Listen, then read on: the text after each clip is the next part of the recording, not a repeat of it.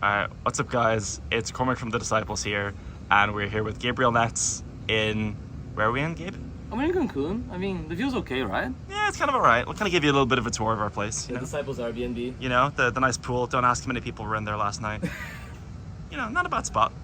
But you know, what are we actually here for? You know, it's a holiday, but there's some other things going on. I heard there's a Yu-Gi-Oh tournament. But yeah, this is my Brazil list. Well, this is actually my Canada list. But it's basically the same like I played for Brazil. We got top 8 in Brazil. Was 40th, 42nd, some shit like that. The next two won in Canada. I think I should have topped my time thing. But yeah, that was very good. I played Go second Purrely. So I think Purrely is actually very good, but I think the deck really struggles going first because of all the books people are playing. As well as like so many hands that just you don't make no art to a hand trap. But going second, you get an extra card and you get to use Happiness, Zeus. So the deck just felt a lot better going second. Honestly, and it's very fun to play. It's very hard, but it's very interesting games. So yeah, let's go through the list. Yeah, sure. Have a look. So I mean, Purrely engine is actually straightforward. There's nothing. You just play Purrely cards. Yeah. I still play the trap even though it's going second because sometimes people make you go first. Also, there's some matchups you choose to go first, even if you know even if your deck's playing second. So if I knew it was Chimera, I just chose to go first. And there's times that you can't set up Happiness, but you can set up Baby Noir and set up this to have a Noir on their turn 3. Then yeah, just pretty stuff. It's 3 field spell because the field spell is considerably better going second, and yeah, the field spell is considerably better going second because the crash effect. One of the big plays you do is getting my friend and street and making a Happiness and then crashing the Happiness. And the field spell helps with that. Also, there's a bunch of matchups that just carries, like Rescue Ace. Like this deals with every single interrupt. It's pretty good to Unchained. So it's definitely a 3-off. One thing that helped this deck was the rising popularity of Unchained. Because Heavy Memory is super good, because you can Heavy Memory their guys and they don't get destroyed. Or you can Heavy Memory your cards and they try to probably escape. Happy also doesn't target, right? So when you go Happy, they're kind of forced to start flipping their stuff. Otherwise, you can put them in an awkward position. But yeah, Purrely engine, there's not much to say here. Just play all the cards. And then I realized that they're not here because they were proxies. It's 2 prosps, because they're Ryans. Probably should have been 3 in hindsight. So it started as 2 prosps. For Brazil, I play actually a prosp and a Desires. The idea is that the Desires is a better card, but you can trust for prosp and then do that to hit Kuricaras. And because you decide cross out, you want to have at least one prosp in your deck. Turns out Desires takes too much brain power. It's actually too hard. I couldn't be arsed. Too many times that I've been like 4 cats and I had to play a super hard game. I'm like, fuck it, let's just play 2 prosp. I probably would play 3 prosp going forward, because the main argument to cut on pots was draw.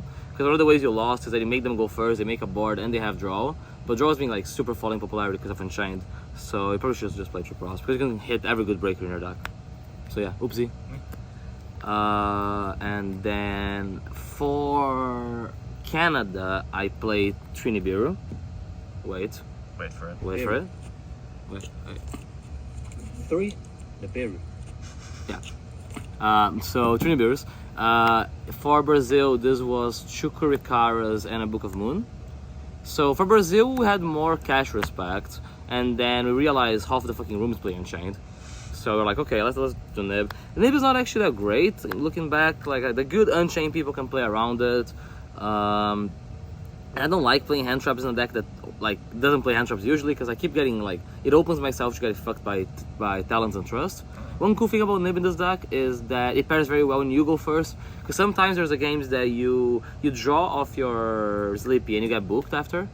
So you can actually like Nib them and not die, and then you have my friend for next turn.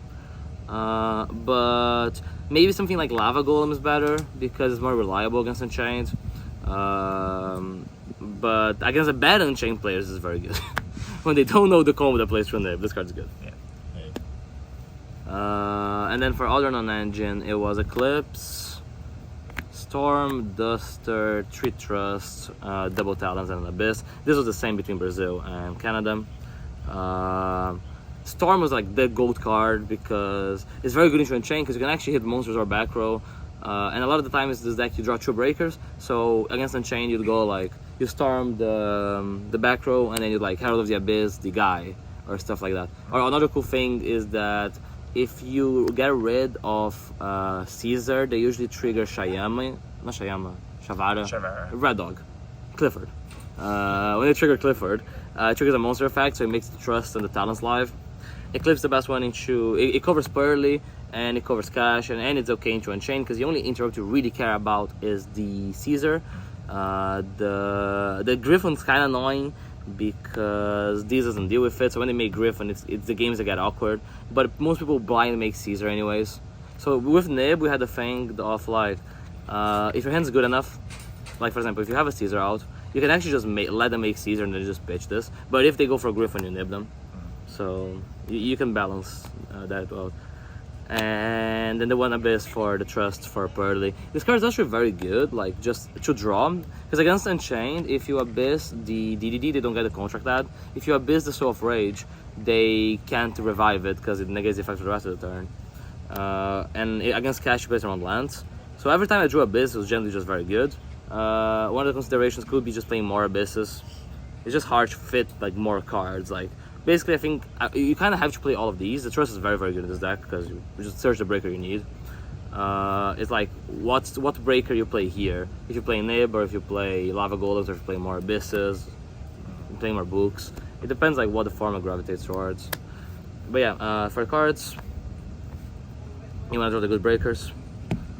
Side deck. So for this was Canada only actually. I played 3 Mag and a Druis. The idea is that it would cover Unchained and it would hit Chimera. This deck has like awful Chimera matchup because I'm making them go first. They discard a card of my hand, that they make monster negates that I can interact with in the graveyard. In reality, this was awful for me.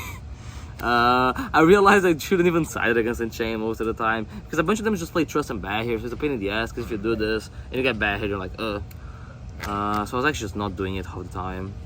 For Brazil, what did I play instead? Oh yeah, for Brazil I sided Nib. Oh, sure. So I had Nibs here, and I had one extra draw. Yeah, that was it. It was like 3 Nibs sided and the draw, and then I had a Book of Moon and the quick cards in the main. That's like the main difference between both tournaments. Still on go second stuff. I liked some hand traps because the idea is that I could make my deck become go first Purrely if I needed to. So it was 3 Ash, 2 draw, 3 for Brazil, 1 Imperm, and 1 Book, and 3 crossouts. And a bad here, I guess. They kind of come together. So the idea is that when you wanna convert into go first Purrely, you just put all of these in. You already made the Eclipse, so you have all the relevant crossout targets, and then you just take out like the hard go second cards like the Storms and the Storms, the Duster, some matchups the Trust. Depends if the barrier is good or not. Some matchups Nibs, whatever. And it's cool because sometimes people do expect you to go second, especially if you make them go second game 1. And some matchups they kind of know you will, like Cash, if they're smart. So you can kind of switcheroo it and have the ability of going first. And there are matchups that I just want to go first. Like I don't want to make Dragon start, I don't want to make Vanadium start, I don't want to make Chimera start. So having this flexibility felt nice. Crossouts can also just hit Eep in the mirror. This card's cursed. I fucking hate it. I never hit a good crossout. It's so depressing, but it makes sense in this deck. Yeah. But yeah, that's about it. There's an argument to fit like a Veiler or a Mourner, but I think those cards weren't played enough to justify the crossout spot, and I just didn't like them as cards, so I ended up not playing it. And then for Purrely extra deck, double Noir, double Happy, 1 Beauty, 1 Noir, 1 Plump. I play 1 Beauty because I play a Contact Sea out.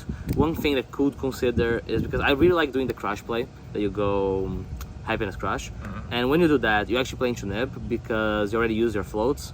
So if you do that and you get nibbed when you make your plump in main phase 2, you miss it. So it could be a second plump. But the extra deck is oddly tight. I don't think I've actually been through the second happiness that much, but it feels weird not to play it because of Unicorn. So you want to double up on a couple cards because when you're breaking into a cash board with Engine.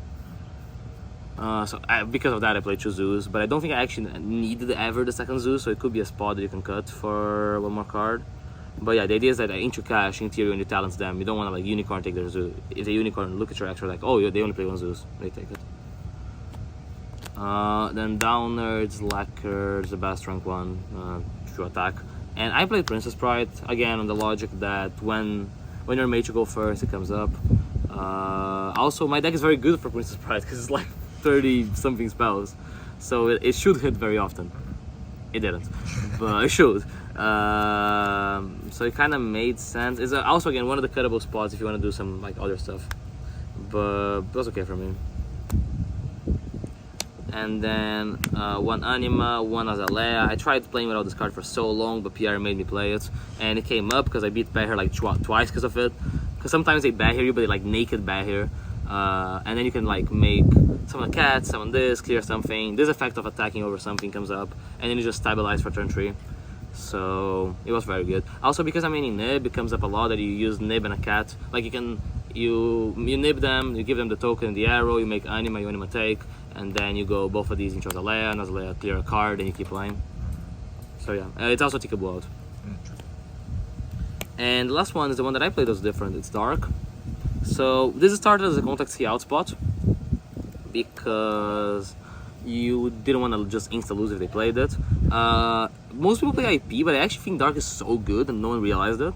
So there's a couple reasons. First, you can actually make Dark with any cat, because you can make Anima then Dark. Two, against Unchained, when they Griffin you, you can make Dark take the dog, the disaster? Yeah, the level A dog. So you can like make Dark take dog, use dog effect to link dog and Griffin each Azalea. Against, in the mirror, you can Dark take Black Cat, and against Chimera, you can Dark take Dragoon after you out it. So this card actually came up. It won me around in Brazil that I just had like 2 random dead cats. Then I just made this, took Dragoon, battle phase. You can crash this and search Black Cat as well. I think it's considered better than IP. IP is better, of course, when you go first and you get Contact C. But I don't think that scenario matters, because the difference between you winning or losing that game is not that IP becoming an Azalea. Yeah. And you would never make the AP outside of that scenario. So the Dark being a real card is honestly very, very good. I'm very happy to play this. Oh, against Dragon Link, you have the funniest Borderland out ever. Oh, stop.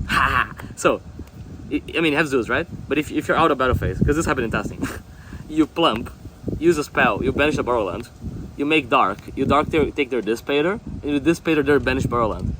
This was part of our 2-hour singular game of testing that we did on the Thursday. It was very realistic. But oh my god, imagine if I do that to someone in the tournament, they would be livid. Oh, it'd be insane. It's fine, I'm playing Dragon cards. It's a happiness, right?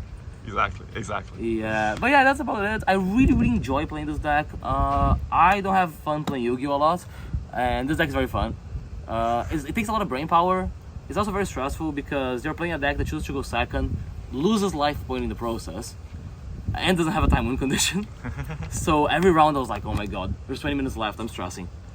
But I think it's very good. I think it solves a lot of the problems with Purrely, and I think it goes positive into both Unchained and Cash, which if you think those are the 2 top matchups in the format, it would make sense to play the deck. But it does require a lot of very, very good technical play. I definitely wasn't on top of it, but I think it was good. Like, first week I was playing this deck, it was way worse, way worse. There's so many small things with Purrely that you gotta know. So it feels very rewarding when you like break a board by crashing a guy, or by like using the correct quick plays, the correct order. There's so many small little decision trees. So yeah, I really enjoy playing it. I guess this new format certified.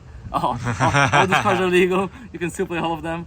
Legal for Dortmund, let's go. Exactly. So yeah, shout outs. Big shout out to Pierre, because Pierre is being the one guy that believed in me playing Purrely. Everyone else wants to play different shit. I was like, nah, I'm gonna play Purrely. So Pierre with the replays and all the help. Shout out to the Disciples, so he doesn't scream at me. And all the boys. Had a wonderful time. This is my 3rd YCS weekend in a row, because I was in Brazil, then I flew from Brazil to Canada, then Canada here, and it's been a madness. We had. Happy birthday. Oh, thank you. It was my birthday yesterday. I'm getting old. And yeah, hopefully do well in Cancun. And hopefully in Dortmund. There's so much Yu-Gi-Oh, man. Yeah, I'm tired. Shout out, Disciples, MetaMats, Card Market. Card Market. Not Card I Market. fucked it! Unlucky. And there's no editing. Shout out Yu-Gi Wang. Shout out to Yu-Gi-Oh! Shout out to Yu-Gi Shout out to all the Europeans. I actually love all the guys we've been tagging along. Like, it's been such a good vibe. And all the Brazilians for Brazil as well. It's been a great time. And yeah, see you guys next time. Cool. Cheers.